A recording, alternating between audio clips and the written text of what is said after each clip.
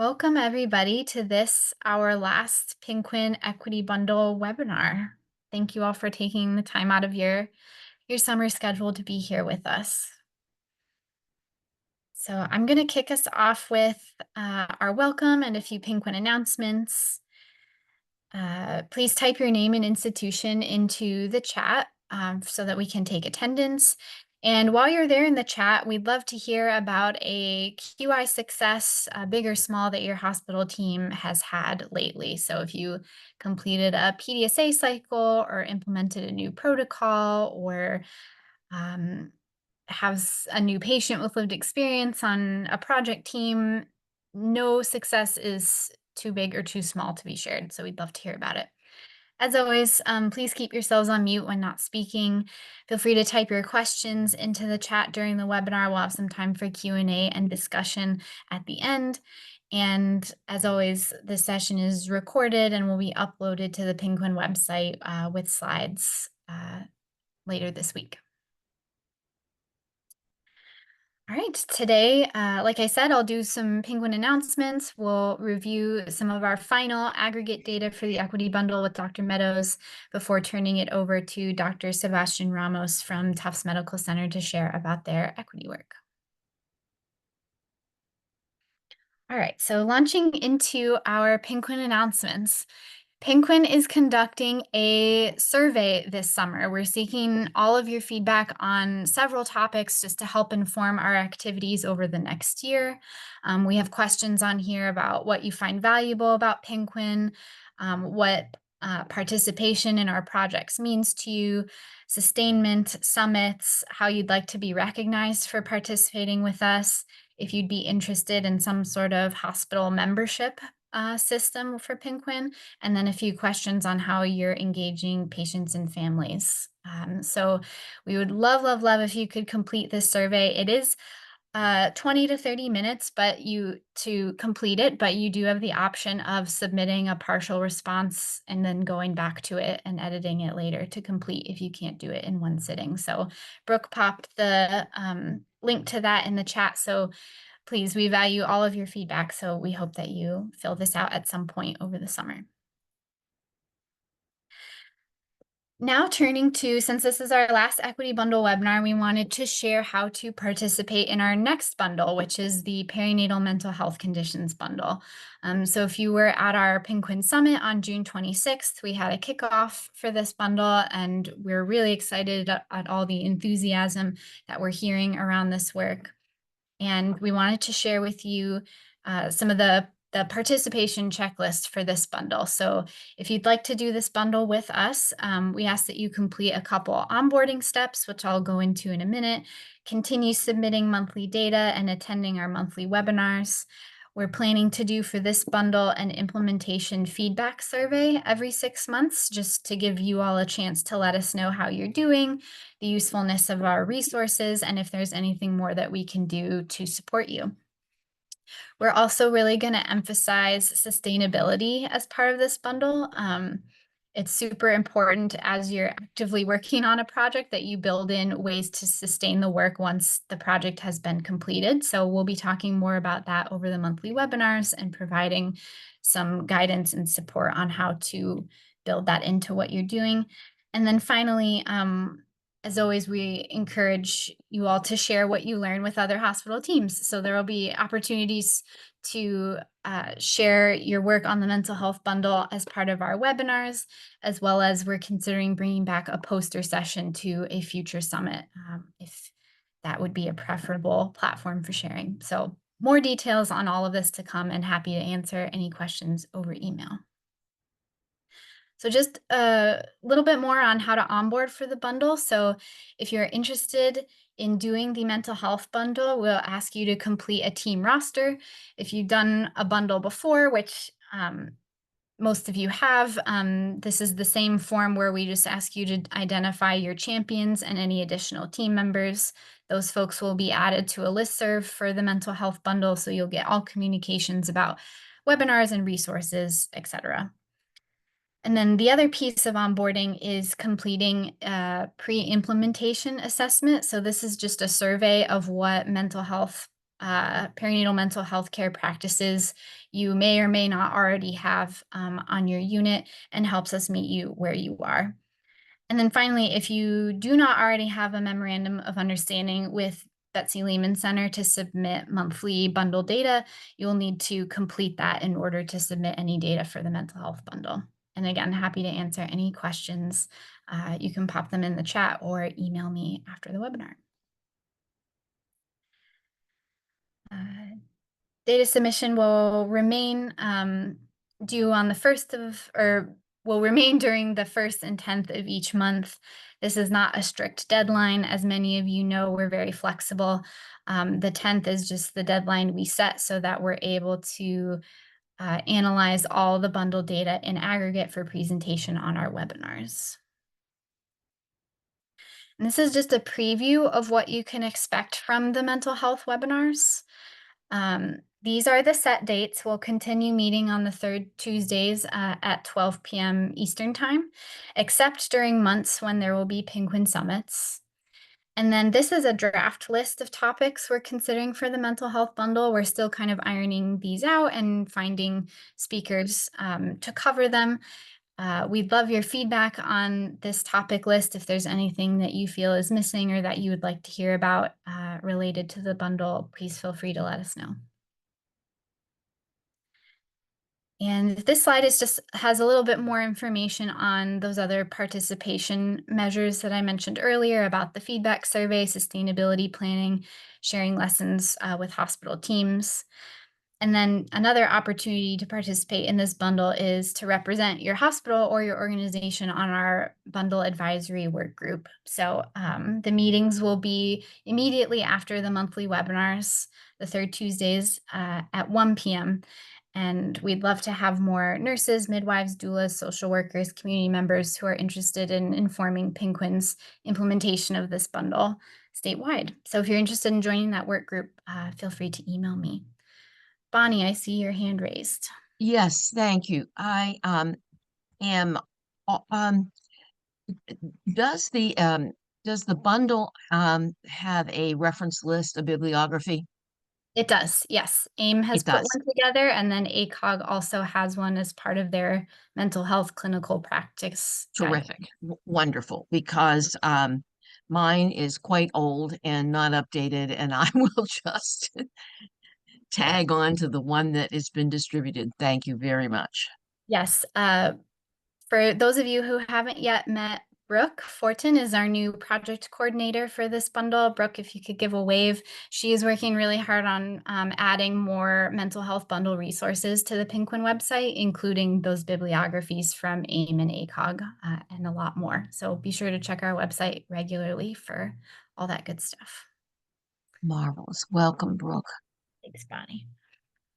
Okay, continuing right along. As always, AIM bundle data reports are available upon request. I know many of you have been submitting not only equity bundle data, but have continued to submit data for our bundles on OUD, hemorrhage, and hypertension. So if at any time you would like a report of the data you've submitted to Penguin and the Betsy Lehman Center on structure and process measures, just shoot me an email and I will add you to the queue. Couple of resources from our partners. The National AIM program is hosting 2 learning series on severe maternal morbidity review, as well as the perinatal mental health conditions bundle.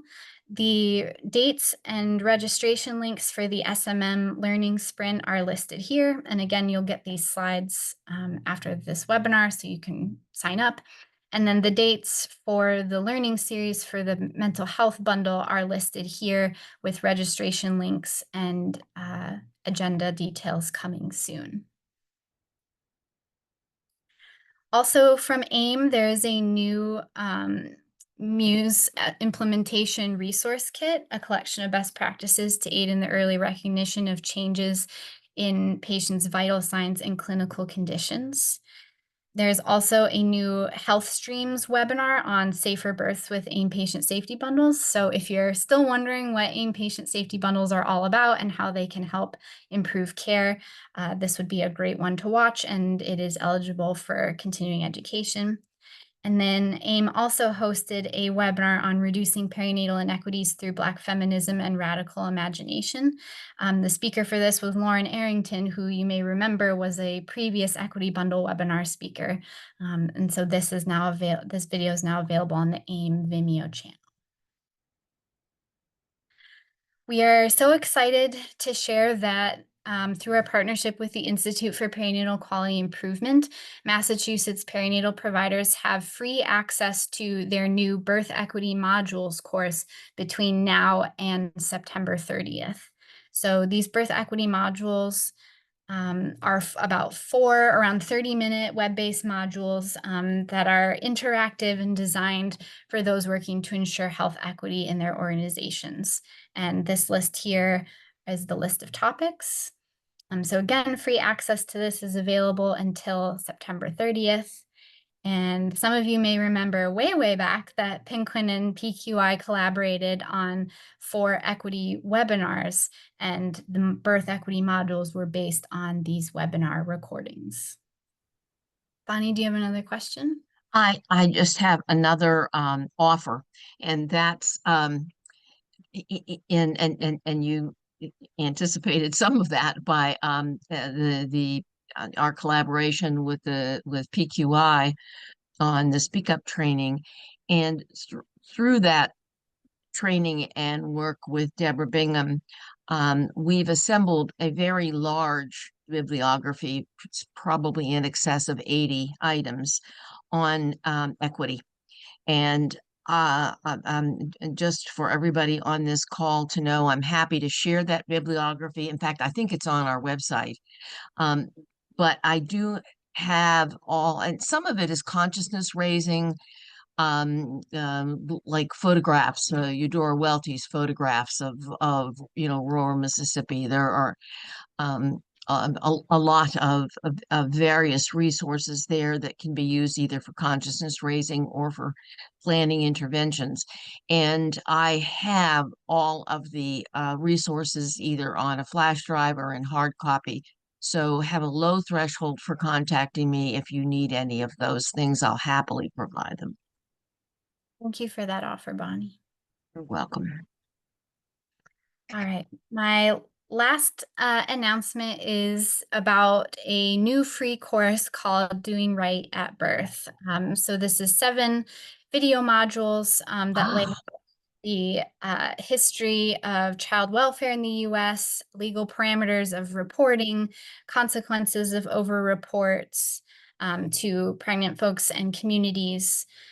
And the course contains a plethora of resources, case studies, questions for reflection, and the inclusion of voices and stories of people impacted by child welfare. So there are free CMEs for this course after completion, so be sure to check that out.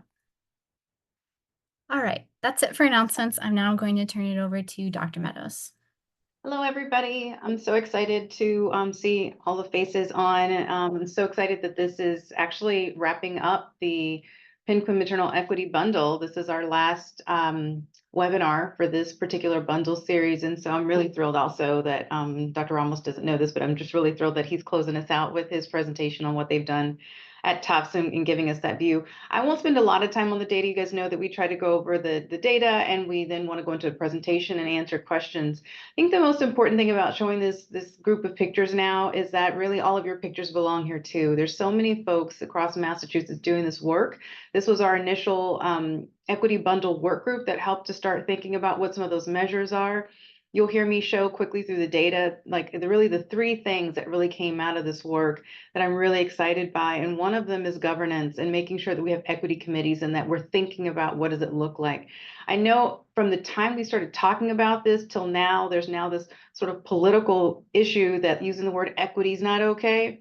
And I always want to underscore and let people know that no matter what's going on, what we're talking about, no matter how many people try to use the word equity in different ways, I like to give people my definition of equity, and that is inclusive excellence. It is just giving excellent obstetrical care to everyone, that it's inclusive of everyone, they're not missing anyone. So I think that's sort of the first thing, is that we have the governance to do that. And the second thing is that we can call it what we know it is as we're working toward this, and that is inclusive, excellent care. And then the third thing is that we're starting to look at our data stratified by whatever the demographics are, the populations we serve, race, if race is your biggest difference, ethnicity, language, geography, payer status. When you look at these different things, you start to realize who's not included in your excellent care. Because I know most of us come to work every day wanting to make sure that we are coming with our dignity and our passion to take care of women, pregnancy capable individuals,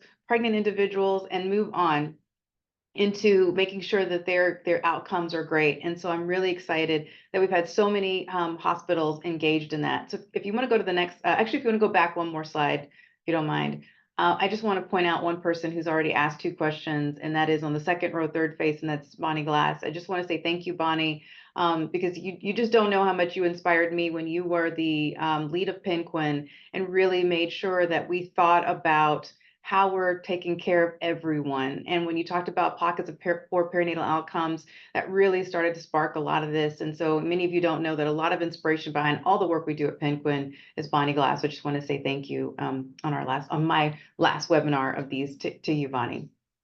Oh, thank you. Thank you. Thank you. That's very kind.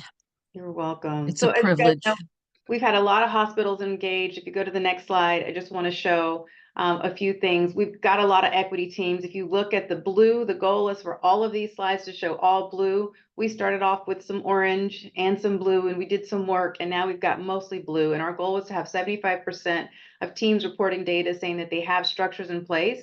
And so we have our governance, we have equity teams. If you go to the next slide, we have some of a lot of the teams are worked really hard on getting diversity of roles, meaning do we have nurses and doctors and social workers and other people who all take care of the patient, our team for the patients. If you go to the next slide, we want to keep seeing this blue move up. We see that people are increasing their commitment to equity. We've had a lot of teams say, listen, I've got either an equity statement or an anti-racism statement.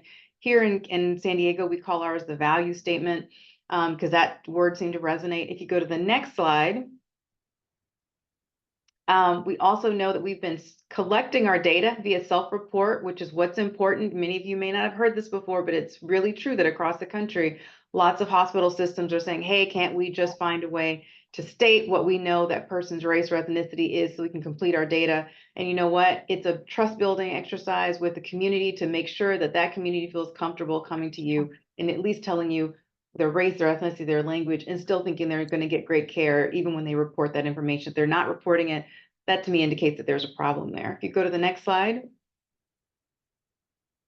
We also have shown that we've sustained our education. The reason why those numbers are so high, 70% when we first started with the implicit bias training, is that we'd already started doing it before the bundle kicked off, but we've seen an increase and we've been able to sustain the fact that over 75% of our staff are being trained in bias and racism and racial disparity so that they're aware, because this is not education many of us got in undergraduate medical education for me, but for health professions education for many of us, it's in curriculum now. So we'll see more people having that understanding, but for those of us who trained or studied years ago, it's great to see that we've got this training. If you go to the next slide, you also see that opportunities for smaller and larger sites to collaborate on education is that we see with those hospitals, if you look on the left side of the slide, these are the proportion of faculty of staff. So this was nurses and physicians in your hospitals that are less than 1,500 deliveries who completed this training, and the numbers have been lower. And if you look to the right, those bigger hospitals, the numbers have been higher. There's probably some very specific logistic reasons why this is the case. Like the smaller the hospital, the less opportunity you have to cover staff to be able to go to those kinds of trainings. So we've just got to keep being clever about how to get these trainings to folks so that they're aware of it and understanding and birth the right way. Seems like a really good opportunity for that. I'm not sure, I haven't seen it myself yet, but if it gets into what's going on with implicit bias, or if you have it through your health streams or your learning systems alongside your fire safety training and those other things, that asynchronous learning also gives people just that baseline education and an ability to understand why it is we find these issues so important to talk about. All right, let's go to the next slide. as I'm excited to get to Dr. Ramos's presentation. So here it is. This is Dr. Ramos's presentation. So without further ado, I want to introduce my colleague and a really strong champion of equity across Massachusetts. As I stepped away, coming to California, even though I don't really feel like I'm actually away, but as I stepped away physically, it was really nice to know that Dr. Ramos is doing this work at Tufts Medical Center and bringing you this presentation today. So without more talking, I'll turn it over to you, Dr. Ramos. You are so generous with your words, Dr. Meadows. Thank you very much. My name is Sebastian Ramos. I'm a maternal fetal medicine physician at Tufts Medical Center. And I want to start with the caveat that this was truly a team effort. I have been incredibly lucky and fortunate to have come across this amazing institution with incredibly passionate and committed people.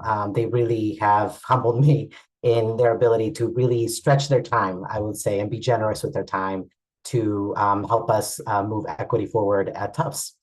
Next slide, please. So when we look at, Tufts Medical Center in general, it's a large, academic medical center with about 415 units or beds. And as part of our mission, we serve a diverse patient population that really captures the greater Boston area and includes a large percentage of underserved communities as part of our mission. We are affiliated with Tufts University School of Medicine. So of course we have trainees, including medical students and residents who, participate in patient care. And we offer tertiary level of care with all medical and surgical subspecialties represented, specifically high-risk obstetrics. And I am in the division of maternal fetal medicine. We have a deep connection with the Asian and Asian American Pacific Islander community here at Tufts, given our location in Chinatown, and have really involved and invested in having community health programs that focus on this population as well. Next slide, please. Our team is diverse, and that is probably one of the things I wanted to highlight the most during this presentation, because it took a lot of time and thought in trying to not just create a team to answer the call of the equity bundle, but to really create a team that had longevity and ability to continue to replenish its group. I think we all struggle with being pulled away from different responsibilities. We are all taking care of patients. We are dealing with quality improvement, and so we wanted to be thoughtful about creating a team that not only represented the stakeholders that were predominantly caring for patients, but where we also really had the ability to be able to share the load, if you will, be able to share the responsibilities that come with trying to create a more equitable environment. To begin, there are 6 core members. So this is the core member of the Equity Bundle team at Tufts. And we have representation from nursing colleagues. So Anne-Marie Curry is our nursing lead, if you will, and she is in the postpartum unit. Dr. Charlotte Lee and Dr. Tiffany May are our amazing resident physicians who, if anyone trains with residents, know that they are stretched thin, but they are committed to this work. And we chose 2 of them because we wanted to make sure that there was an ability for them to essentially hand the torch as they graduate and continue that excellent culture at Tufts OBGYN residency of moving equity forward. My amazing colleague, Dr. Alex Badola, who has many, many hats. She has been the person who has spearheaded other safety bundles, as well as implemented team birth during the process of moving forward in the equity bundle team, and is also the director of labor and delivery. And she has been an amazing collaborator and someone with a lot of lived knowledge, not just in obstetrics, but obviously in the way that Tufts Medicine runs. Importantly, and who I want to highlight next is Ananda Lowe. She is our community member expert. And I would like to give her the opportunity to introduce herself and really share her experience, which I think is one of the most wonderful parts of this, process. Really meeting Ananda has changed, I think, a lot of our perspectives and how we can engage our community, who we care for, and who we live with in this type of space. So in our next slides, I'm going to have her, introduce herself. Next slide, please. Hello, I'm Ananda Lowe, and I'm so happy to be here today. As Dr. Ramos said, I am the community representative for the Equity Bundle at Tufts Medical Center. And Dr. Ramos located me by word of mouth, asking folks that he knew within Tufts if they could help him to recruit a community member. And I was the person who applied and was accepted. And one thing that has struck me, I've been a doula for 28 years. I started out in 1995 in the Boston area, so I'm almost at 29 years. And from my perspective, there have not been very many opportunities for clinicians and doulas to sit at the same table and work together toward shared goals and learn from each other. If those opportunities are out there, I might have missed some of them, but from my perspective, there are not very many.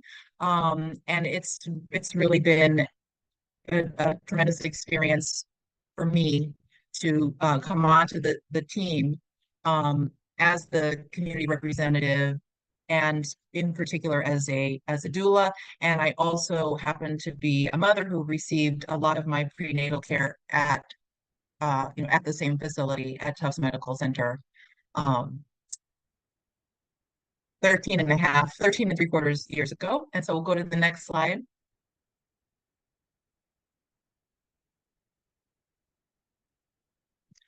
I just wanted to encourage other teams, other equity bundles, other bundles of any type, that if it's relevant, I want to encourage folks to reach out to the doula community and recruit us for your bundles, because we are, in a sense, we're outside of your medical system. We come into the system alongside patients as their labor companions, professional labor companions, and advocates. And we've got our own, professional community where we are enthusiastically having conversations certainly about equity, improving disparities, improving birth in general. And the excitement is there. The enthusiasm is there. And if you tap us, we will, we're motivated to put in the work. As non-medically trained caregivers, we have to think outside the box because we're not in the box. So we're going to be creative with the contributions that we bring to you.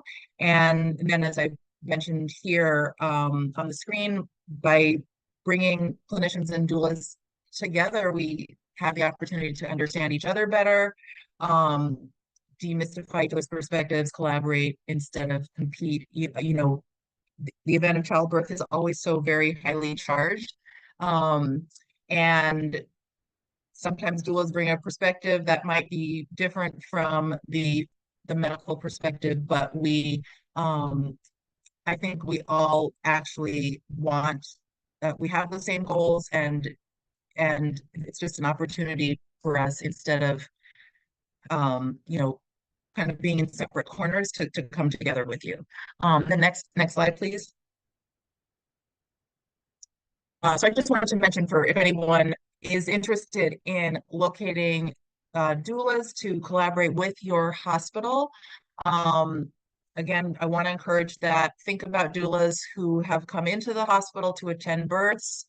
Google them, look them up and track them down. You can reach out to the childbirth education coordinator at your hospital. They are sometimes very highly networked with doulas. It might depend from hospital to hospital, but that's a great person to ask for leads. And then anyone is welcome to reach out to me.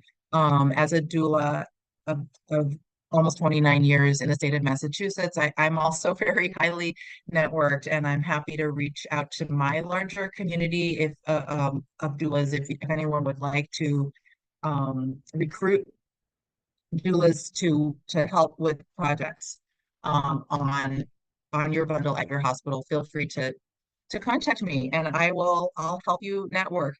I'll help any hospital in Massachusetts to find doulas that you can collaborate with. So my email address is my name, Ananda Lowe outlook.com, or you can contact me through my business, Boston Doula Circle. I have a contact form on my website there. And I will ask for the next slide, please. Thank you so much, Ananda.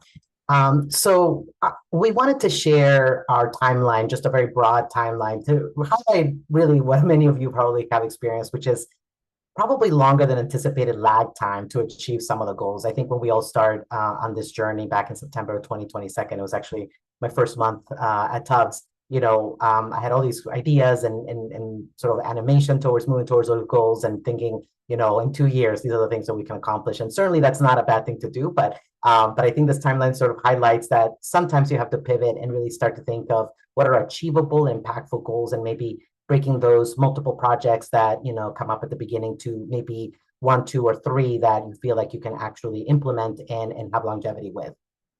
So like I mentioned, Penguin actually was revealed by, the equity bundle was, revealed by a Penguin back in September of 2022. It really took us about 3 months to really begin the work of creating the team, as we went through monthly training sessions and received amazing guidance from the Penguin team on the one-on-one meetings that we had monthly.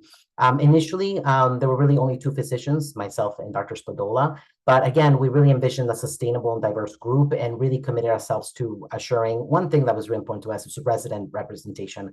In an academic center, as people who work with residents, they're really the lifeblood of patient care. And a lot of times we'll bring that, perspective of seeing patients all the time, of really understanding some of the dynamics that happen in labor and delivery that maybe as an attending physician or even as a nurse, you're not going to be aware of. So that was actually something that was very important to us, to make sure that our residents were represented, especially in our group where our residents have always shown significant commitment to equity work, even before the implementation of this bundle. So like I mentioned, we, recruited 2 residents with the thought that we would always have a senior and a junior resident in the team, so that there would be some handoff, at the end of their training, so that we continue having representation and buy-in from this group. And at the same time, around this time, I really began having discussions with the department leadership, knowing that we were looking to recruit a community member, and really knowing that providing compensation for participation in the equity bundle to our community member was a very important, clear way to show value to that community member. We all know that everyone has very limited time, in their day outside of their usual responsibilities. And so I think it was really important for us to show, when we were reaching out to the community, that we wanted to show our commitment to them, to say that we value their time, we value their expertise. And of course, financial compensation is a very straightforward way of doing that, and not the only way, of course, but I think it was an important way for us to show that we clearly value their time. So we worked on getting department leadership to support that, which was thankfully actually not difficult, meaning we're very lucky to have very strong department support when it comes to this work. And so the minutia of the details obviously takes time, but the yes was quite quick. So I was very grateful for that. Like Ananda mentioned, to reach her, we actually, leveraged some of our relationships with doulas. Based on some of my research in equity work, I had connections with someone who was well aware of the doula community. So we were able to actually identify Ananda that way. And that was really sort of a very early part of our making of the team, which I thought was very important, since we wanted people to sort of get the team together at the same time and not have somebody come in a year later. And so once we did that, we then moved on to really starting to do some big work with Team Birth. Dr. Spadola spearheaded the initiation of Team Birth at Tufts in the first half of 2023. And we started to work on our anti-racism statement, which was surprisingly something that, even though we had a good template of what we wanted to write, took a while to put together and eventually be accepted by the department and voted on. And not because people had any significant amount of issues with it, but actually it's just the idea of having to vote on something that has to be on a monthly departmental meeting and having time to do so. So initially we created the, anti-racism statement by sending out feedback for our nursing colleagues, for our residents, from physicians, put together the statement that we felt really encompassed that feedback. Then we put it out into a survey to the entire department where we had a period of about a month for people to submit actually anonymous feedback on it, because we wanted people to feel comfortable expressing, any concerns or to give us feedback on it. And after that feedback, edited the survey and then actually presented it at a department-wide meeting for a vote, which was accepted. And so we are now just in the process of figuring how we get the actual statement to be put in public spaces and on our website, et cetera.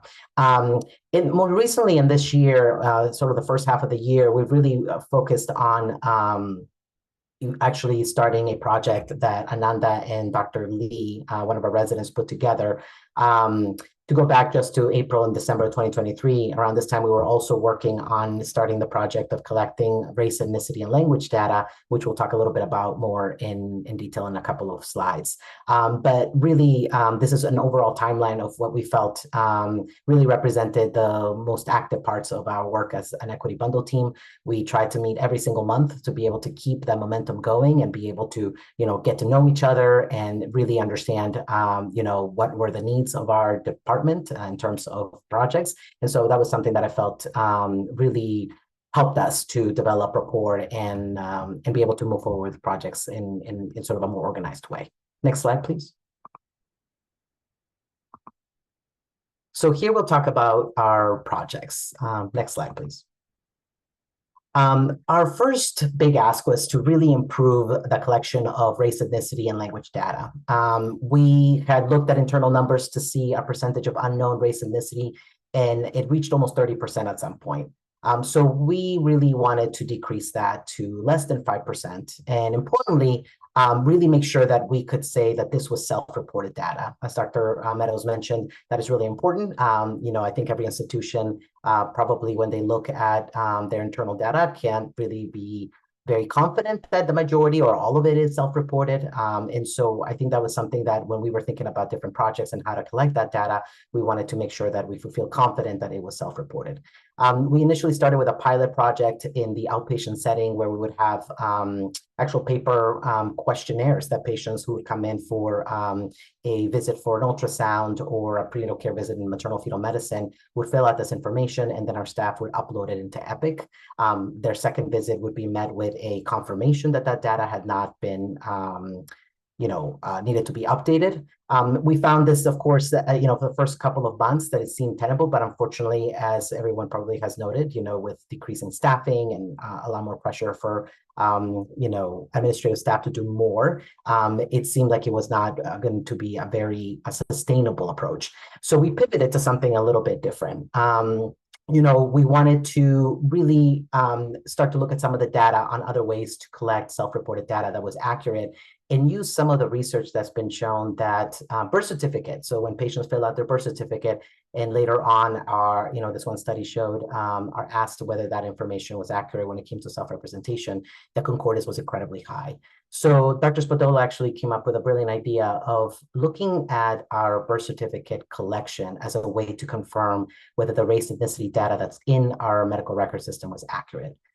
So patients initially all of patients were asked, during their vital statistics portion where the person that comes and collects that information in their postpartum visit, or actually in their postpartum stay in the hospital, would confirm that the race ethnicity data that was being reported in the birth certificate was, concordant with what was in Epic. And if it was missing or unknown, they would be asked if it was okay to update that information with what they had placed in their birth certificate data.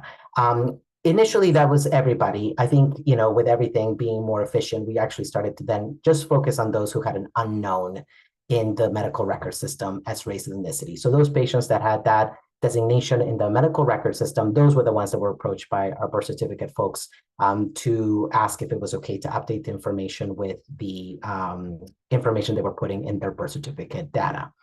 And I want to show some of the data collected based on that project. If you don't mind, go to the next slide. So when we looked at our data on unknown real data, we did notice an improvement in lowering the percent of patients with unknown to less than 5%, which we visually represent in this graph here. You can see total deliveries are actually in black, and the percent of unknown data, whether race, ethnicity, or both, are noted in the color bars.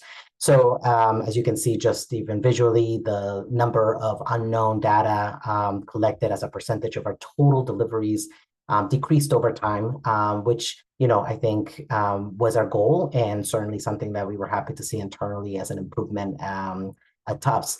However, we'll talk a little bit later on about some of the challenges of collecting this kind of data internally in medical record systems that are brand new, and as institution-wide changes happen at the same time. But overall, from a sort of pilot perspective, we are pleased to see that we are able to decrease the number of unknowns in our race ethnicity data by using birth certificate data for patients who did not have that designation in their EMR. Next slide, please. So our next project was really looking at a particular ask, when it came to residents and some nursing colleagues who had expressed that sometimes it's challenging to have difficult conversations, which we know can come up in certain situations, unfortunately, more likely than not in situations where perhaps Black birthing individuals may not feel heard. I think the data is quite clear that autonomy and shared decision-making is lower in this patient population, and our residents and Ananda really put together an amazing workshop that really was meant to really allow participants to really explain how shared decision-making works and how it can be a tool to promote equity, and really hone down on skills to improve communication to reduce bias in obstetrics. We know that words matter, and it's how we present ourselves to our patients and how they perceive us. So having those skills in our toolkit was an important thing that a lot of our residents and our nursing colleagues felt they would need some training on. This was a workshop that was created, and Ananda is going to go over in details about the specifics, but one of the approaches that was really important to them was to make sure it was multidisciplinary, and so that this was a training that not just physicians alone in a group of physicians went through it, but actually encompassed both nursing as well. I think at least in my experience, and it seems like a lot of our trainings are sort of made specific for one group, and there's really not a lot of interaction between the clinician or caretakers, and so that was an important part of this particular training, to make sure that both of us were in the room. The data was collected before the actual training and then after the training to see if there were any improvements, and the hope was to improve about 25% or more improvement before their training in some of the skills that were addressed by the training. Next slide, please. And I'll let Ananda just kind of go over her creation along with Dr. Lee's. Hi there, this is Ananda again. And for the year of 2023 to 2024, we talked, our equity bundle team talked about what projects we might want to create for ourselves and for our institution, and I submitted an idea to create an opportunity for clinicians to do some live role playing on the topic of shared decision making, which includes, of course, informed consent and informed refusal. And that was a topic I have a personal interest in that within the doula profession and the doula community. There's quite a bit of conversation about the topic of informed refusal, but it's probably a topic that most people, regardless of their professional background, might not actually have. A full background in extending informed consent as well as informed refusal to patients. So myself, our equity bundle was interested in pursuing this idea, and myself and Dr. Charlotte Lee put together our workshop. And I'm a childbirth instructor myself, and I love interactive learning. So this idea of giving people the opportunity to role play was one that we were excited about. And Dr. Lee told her colleagues amongst the residents. We also checked in with the nursing staff at Tufts to see if this would interest them, and there was an enthusiastic response. People were interested in role playing and having a chance to practice.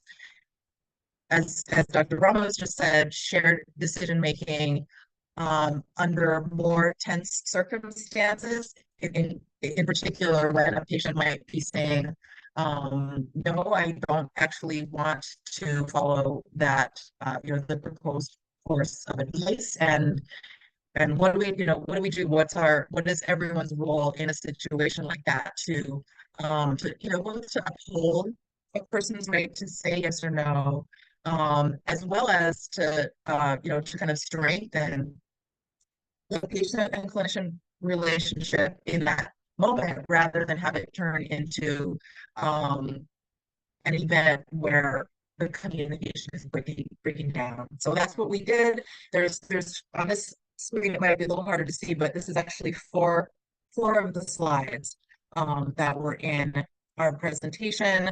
And the very first slide is kind of, it's under the words shared decision making in the upper left. And we started out with a very brief, kind of, just in a few sentences, review and acknowledgement of some of the roots of the profession of obstetrics and gynecology in the very sad story of Dr. Sims' experimentation on enslaved women. And we just made an acknowledgement of that, and then we went on to discuss how from the very beginning there were women who were not able to provide informed consent or refusal. We're certainly not in that same stage right now, but we wanted to just take a deeper dive into what does it mean to really uphold someone's right to say yes or no, and we know that shared decision making, when it's implemented, it results in improved outcomes. And then, as Dr. Ramos said, the BIPOC population, especially African American patients, report the lowest rates of shared decision making, unfortunately. So we wanted to improve shared decision making in order to improve outcomes and promote equity. And we did our role plays, and we had a lot of fun with that. And we're hoping to continue offering this a couple times a year at Tufts and give people different role play scenarios to work with. So, with our first workshop, we included the refusal of an IV, as well as a scenario with the refusal of a cesarean delivery. And next time around, we'd like to include a couple of other scenarios for the clinicians to do some role plays. And we were probably at slightly more than half of our group was resident physicians, a couple of attendings, and then about a half dozen nurses. So we had a total of about 15, and then actually a week later we had another half dozen who participated. And then I think if we take a look at the next slide, we'll see what what the participants reported. So one of the questions, we did a pre-workshop survey and a post-workshop survey for the clinicians who were participating. And one of the questions we asked them to kind of self-evaluate was, I can explain how shared decision-making can be a tool to promote equity. And the pre-workshop survey, you can see on the left, we had people a small number strongly agreed, about 2/3 agreed, and then 27% were neutral. And then after the workshop, they self-evaluated that same question. I can explain the connection between shared decision making and equity, and you can see that they bumped up their own, you know, their self-evaluations. And then below were some comments that that the participants wrote in their evaluation of our workshop. What aspect of the training did you find was helpful or valuable? The role playing, all of it, interdisciplinary aspect, and yes, so several people mentioned the interdisciplinary aspect. And next slide. Thank you, Ananda. So I know we're short on time, so I'll just quickly talk a little bit about the lessons learned. So, you know, I think, like I mentioned before, alluded to, that there were some significant challenges. Tufts had begun transitioning to a new medical record system merely 2 or 3 months before the equity bundle was rolled out. And the institution itself is actually actively trying to pilot multiple different ways of collecting real data to be more accurate. And so working in that system, it seemed like everyone's sort of playing in their own little sandbox. So I think when we initially attempted to use more system-wide or, you know, healthcare system level approaches, it turned out that, you know, the bandwidth just wasn't there for that. So that's really why we pivoted to a pilot in our own departments, since we knew that we had some idea or control of what we could do there. Otherwise, you know, like I mentioned, the outpatient approach was a little more challenging because it required so much additional you know, time from my administrative staff. And so really pivoting to the inpatient collection seemed to be a lot more sustainable. And of course, you know, that anti-racism statement was created relatively early in the equity bundle journey, but getting that, you know, sort of bureaucratic approval took a little bit longer than I expected. I think when I reflected back on the successes of this, you know, bundle, I'm just so thankful for, again, the diversity of the backgrounds and experiences. And like I mentioned, having Ananda on the team, it has really enriched our experience in how we think about projects and how we approach some of these issues in our communities. I was very grateful to have commitment from all of our members and from the department. And I think that continuity is important in our success.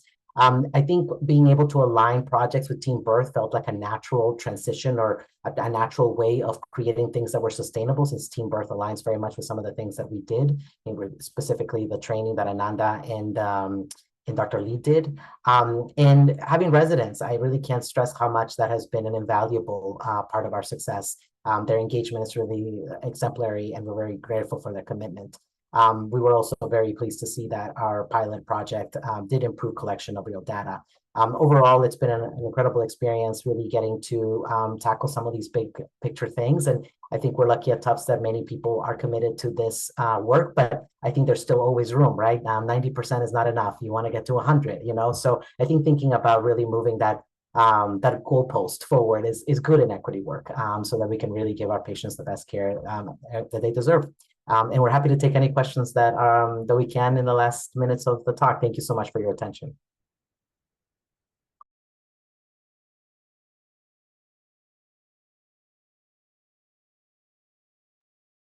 That was terrific. Thank you so much. I think so many people learned so much from all that you guys presented. I'm just taking a look in the chat to see what questions we have. So let me just first say, for anyone in the audience who has not had the opportunity to put your name and location in the chat so that we can mark you as present for this webinar, please do. Secondly, lots of accolades in the chat for an incredible presentation to you both. Thank you, Ananda, and thank you, Sebastian. And just want to also point out for others, you know, a couple of things that you guys said, which is we often do find each other playing in our own little sandboxes. Doing this work in a multidisciplinary way really tends to move the needle. There's data that supports that. I'm really impressed with the training that you guys came up with. And Ananda, I plan to reach out to you to see if you can maybe do a train the trainer with us here and help us offer something similar, which would be great. And I don't see any particular questions coming up, so I'm just looking in the chat and if looking for any hands raised. Well, this has been a terrific learning experience for all of us, and I really appreciate all the effort you guys have put into what you've done at Tufts and in the forward motion you've made. We all know that making the forward motion just really becomes the challenge, and you've been able to do it so gracefully and seamlessly. And so I'm really impressed and happy that you've been so successful there, and really cheerleading for you to keep up the great work and come back to let us know what's happened after your next set of phases. No, thank you so much, Dr. Meadows, for your leadership and for helping us. Those one-on-ones are really impactful in us understanding, how to even tackle something like this, sort of building something from scratch. But we are very grateful for that guidance. That's super cool. That being said, we'll give you guys 3 minutes back in your time so you can make your transition. Kaylee, any other comments? No, just that we hope to see all of you on board for the mental health bundle starting in September. And the first webinar for that will be September 17th at 12 p.m. So, and I hope you all enjoy the rest of your summer. Well, welcome, Brooke, and thanks, Kaylee, for a great 18 months. See y'all soon. Bye. Thank you, Audra, for your leadership.